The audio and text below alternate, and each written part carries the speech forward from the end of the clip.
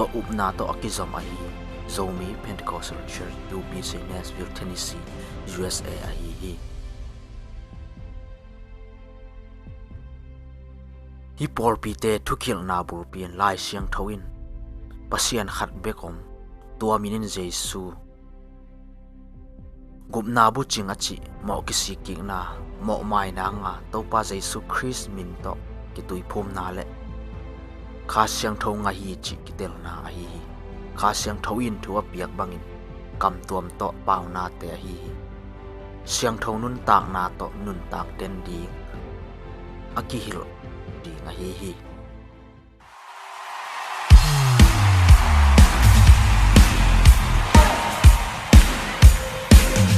Hello, ZPC UPCI Media Panin Hongwakung. Keikamin Daniel Nangsian Khanmuang he. Hong Tung Ding January ni som ni ni kwapan ni som thuna ni khat chang ZPC UPCI Paul P in Teen Jubilee ki bowling he. January ni som ni ni kwa Friday ni tak naisagi PM in Revival Service omlinga speaker ding in Reverend Swan Gojin Senior Pastor Tusa UPC Pan Hiding he. January ni som thum Saturday ni tak zong 7 PM in Revival Service omlinga speaker ding in Reverend Kam Khan Kap Senior Pastor Shalom UPCI Nashville Tennessee Pan Hiding he. January ni som thum ni khat Sunday ni soon 9 PM pan Teen Jubilee Boy nasatakin omlinga speaker ding in Reverend Dano L. Brown Superintendent Tennessee District Pan Hiding he. Revival Service la Teen Jubilee Khompia Sangam Ulanao Nule Pa Nukhelna Dingun Jesu Mindo Kong Samuhi Lungdam Ivakpin Kimuni. Hello, welcome to ZPC UPCI Media. My name is Siam. In the celebration of the 10th anniversary for the Zomi Pentecostal Church UPCI, we'll be having Teen Jubilee on January 29th through January 31st. The revival service will be held on Friday, January 29th and Saturday, January 30th at 7 p.m. And Sunday, January 31st, the service will be start on 2 p.m. Reverend Swan Gojin, Senior Pastor of Tulsa UPCI, Reverend Kam Khan Kap, Senior Pastor of Salom UPCI, Reverend Donald L. Brown, Superintendent Tennessee District UPCI, will be there to deliver the remarkable Word of God. We would like to invite you to come and worship with us here at the celebration of Teen Jubilee. Thank you. I look forward to seeing you there.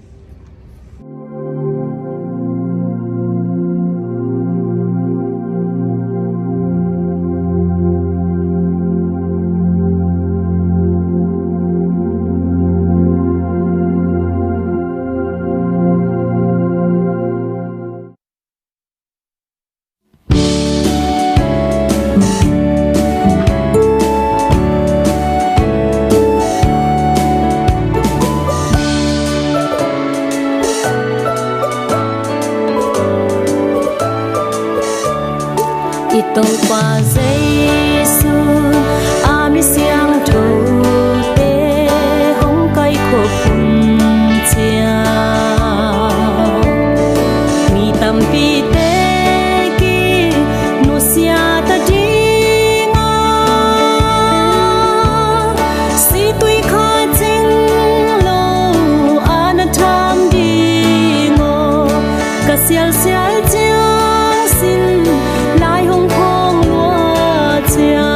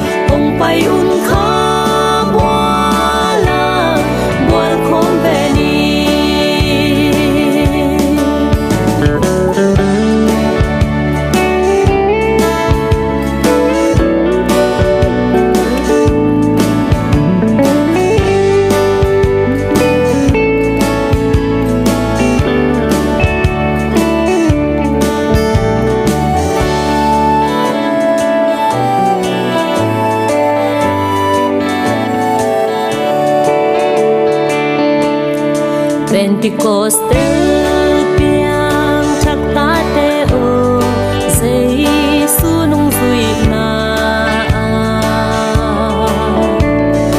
Nam mô thác lai a nung ki piak na te Azwa sala nung koyamang na hiam na kwang te lenin ong ki pan ki ko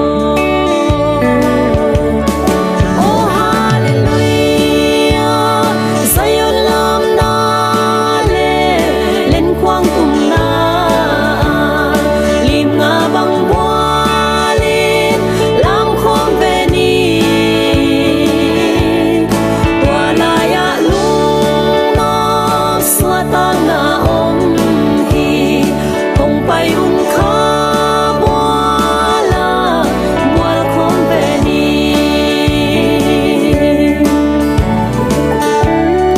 lei tung chu pha chiang ve to lung kim dim te hi ke hang e pa na lam et na anei te i hi si tui kha ching a piang thak te hi hang Giêsu min pon bang sil te hi hang e Oh hallelujah Zion lam na le len kwang tum na lim nga bang bualin lam khom ve ni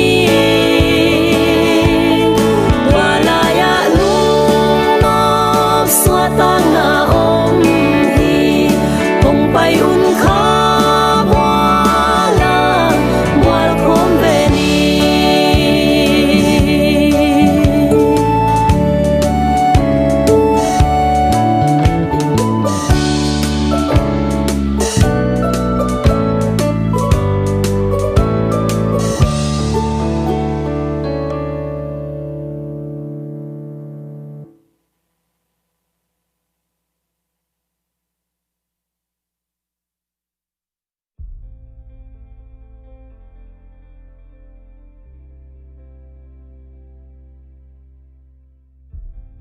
Zomi Pentecostal Church UPCI pen kum tu ni le som le khat kumin Nashville Tennessee kwa ZPC porpi khatin ading zohi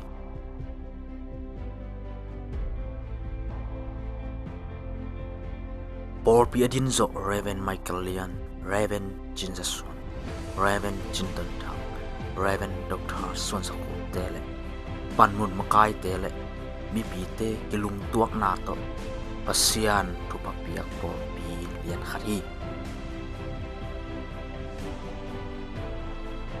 Jesus ina panatho ki zo ani som nga chinni akibor Pentecost boy ni pan ong ki put porpi le to upna to akizom ahi Zomi Pentecostal Church UPC Nashville Tennessee USA ahi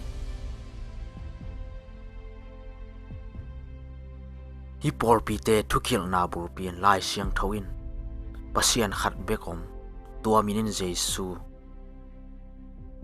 gumna bu chinga chi mo kisi ki na mo mai na nga to pa Jesu Christ min to ki tui phum na le kha siang tho nga hi chi ki tel na hi kha siang thawin thuwa piak bangin kam tuam to pau na te hi siang tho nun tak na to nun tak ten di aki hil di nga hi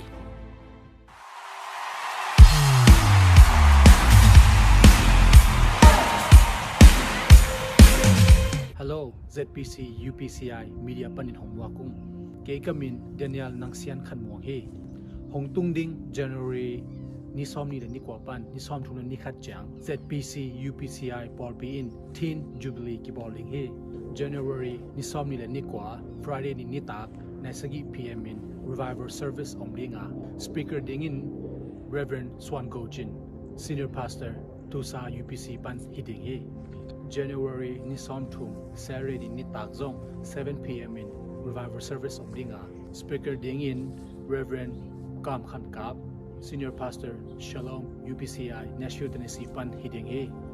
January ni som thumna ni khat Sunday ni soon 9 PM pan. Teen Jubilee Boy nasatakin omdinga.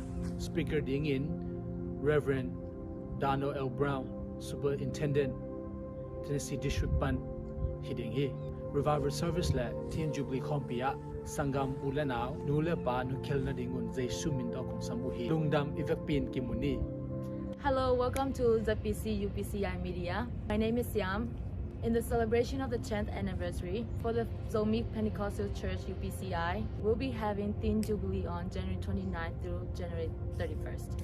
The revival service will be held on Friday, January 29th, and Saturday, January 30 at 7 p.m. And Sunday, January 31st, the service will be start on 2 p.m. Reverend Swan Go Jin, Senior Pastor of Tulsa UPCI, Reverend Kam Khan Kap, Senior Pastor of Salom UPCI, Reverend Donald L. Brown, Superintendent, Tennessee District UPCI, will be there to deliver the remarkable Word of God. We would like to invite you to come and worship with us here at the celebration of Teen Jubilee. Thank you. I look forward to seeing you there.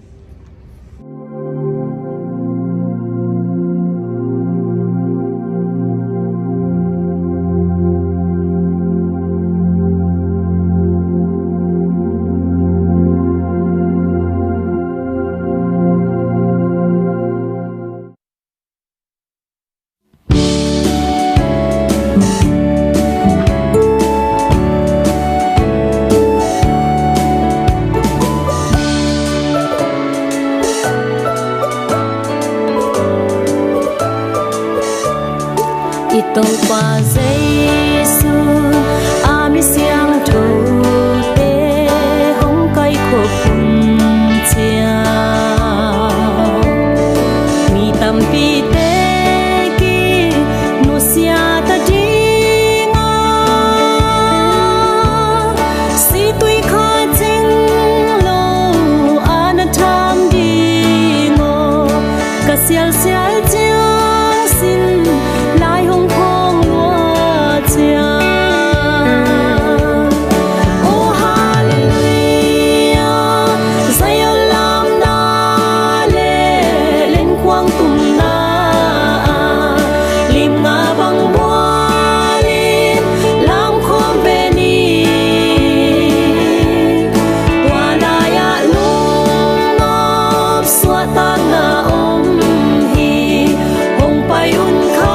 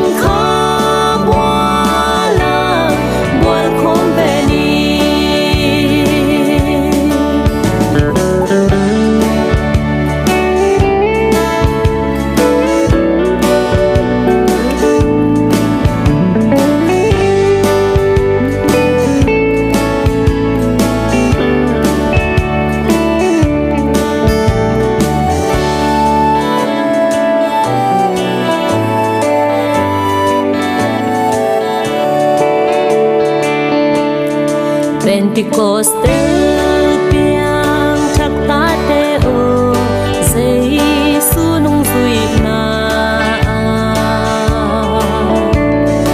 namo thak lai a nung ki piak na te azwa sala no khoang